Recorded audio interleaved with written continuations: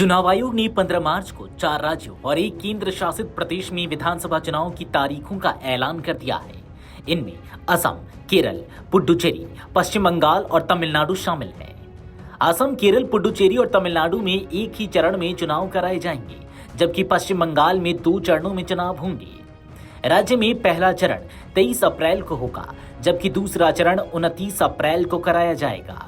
इस दौरान जब मुख्य चुनाव आयुक्त से यह पूछा गया कि पश्चिम बंगाल में 2 चरणों में चुनाव क्यों कराए जा रहे हैं, तो उन्होंने कहा कि पश्चिम बंगाल में पहले चुनाव 8 चरणों में कराए जाते थे, लेकिन इस बार चुनाव 2 चरणों में होंगे। इस संबंध में आयोग ने विस्तृत विचार विमर्श किया था और यह उचित समझा कि चरणों की संख्या कम की जाए ताकि प्रक्रिया सभी के लिए अधिक सुविधाजनक हो सके।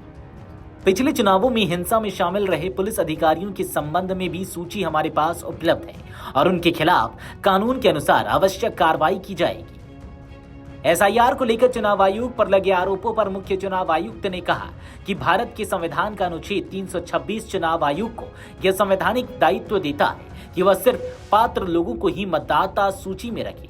चुनाव आयोग यह जिम्मेदारी एसआईआर के जरिए निभाता आया है। जहां तक राजनीतिक व्यक्तियों या राजनीतिक दलों की ओर से दिए गए राजनीतिक बयानों की बात है, आयोग इस बारे में कुछ नहीं कहना चाहता। चुनाव से पहले दिए गए वक्तव्यों या फैसलों पर चुनाव आयोग का टिप्पणी करना ठीक नहीं होगा।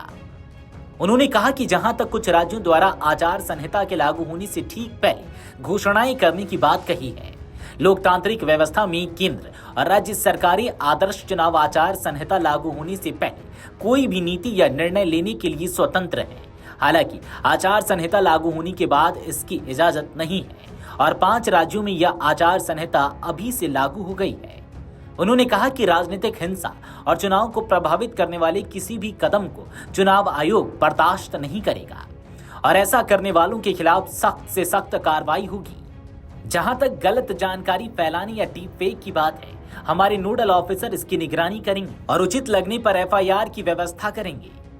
चुनावी तारीखों की घोषणा पर पश्चिम बंगाल भाजपा अध्यक्ष व सांसद समीक भट्टाचार्य ने कहा, चुनाव आयोग के फैसले का हम स्वागत करते हैं और हमें विश्वास है कि चुनाव आयोग एक भय मुक्त माहौल में चुनाव कराएगा, लेकिन बिना एसआईआर को संपन्न हुए पश्चिम बंगाल में चुनाव नहीं होगा। इसे भी सुप्रीम कोर्ट चुनाव आयोग को ध्यान में रखना चाहिए। पश्चिम बंगाल में पिछले चुनाव में जो माहौल देखा गया, हमारे कार्यकर्ताओं की मौत हो गई, वैसी स्थिति फिर से ना हो। हम हिंसा मुक्त चुनाव चाहते हैं। आयोग का ये फैसला को हम लोग स्वागत करते हैं। हम लोग विश्वास करते हैं चुनाव आयोग पश्चिम बंगाल में एक भय मुक्त परिवेश में चुनाव कराने में सक्षम होगा, ये हमारा विश्वास है। अभी दायित्व तो चुनाव आयोग का है, लेकिन हमारा स्टैंड भी क्लियर है, बिना एसआईआर को संपूर्ण नहीं किए पश्चिम बंगाल में कोई चुनाव नहीं होगा। इसको भी ध्यान सुप्रीम कोर्ट को रखना चाहिए और चुनाव आयोग को रखना चाहिए। नो एसआईआर नो वोट हमारा स्टैंड था, वो अभी भी है। और इसका साथ साथ ये भी मानना पड़ेगा कि पश्चिम बंगाल में पिछले दिनों में जो चुनाव देखा गया, जैसे हमारा कार्यकर्ता का मौत हो गया, हमारा महिला कार्यकर्ता के ऊपर गैंगरेप तक हुआ, तो ऐसा स्थिति फिर से ना हो। हम लोग एक हिंसा मुक्त चुनाव चाहते हैं और चुनाव आयोग ये आश्वस्त करना चाहते हैं कि ऐसे ही चुनाव होगा। अब देखिए आगे आगे होता है क्या। वहीं टीएमसी नेता कुणाल घोष ने कहा, पश्चिम बंगाल केंद्र सरकार की बदले की राजनीति, बंगाल को वंचित करने की राजनीति, बंगाली भाषा का अपमान, बंगाल के लोगों का अपमान करने के खिलाफ एसआईआर के नाम पर वे जो लोगों को परेशान कर रहे हैं, उसके खिलाफ पश्चिम बंगाल वोट करेगा। बीजेपी और भी बुरी तरह से हारेगी। टीएमसी 250 से ज्यादा सीटें जीतेंगी।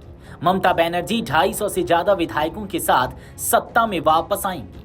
विंडिक्टिव पॉलिसीज है, डिप्राइव करना है, बंगाली लैंग्वेज को इंसल्ट करना है, जो लोग बंगाल में रहते हैं इमिनेंट पर्सन उसको इंसल्ट कर रहे हैं, जो सिटीजनशिप लेकर वो पॉलिटिक्स कर रहा है, हैरेसमेंट कर रहा है एसआईआर के नाम पे, इसका खिलाफ बंगला वोट देगा।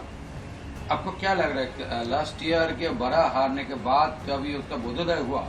कुछ नहीं हुआ, फिर हारेंगे और बुरी तरह से हारेंगे। अब लीक कर रखिए, 250 से ज्यादा तृणमूल सीट जीतने वाला है। ममता बनर्जी अभी ये she will return back with more than 250 MLA। बता दें कि पश्चिम बंगाल के पिछले विधानसभा चुनाव में पूरा चुनाव भाजपा टीएमसी के बीच लगभग आमने सामने की लड़ाई में तब्दील हो गया था।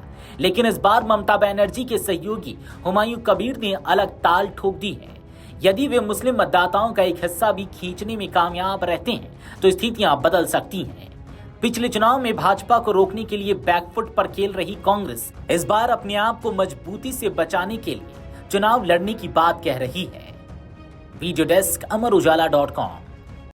अगर आप ये वीडियो YouTube पर देख रहे हैं तो हमारे चैनल को सब्सक्राइब कर बेल आइकन दबाएं और Facebook पर देख रहे हैं तो हमारे पेज को लाइक करें।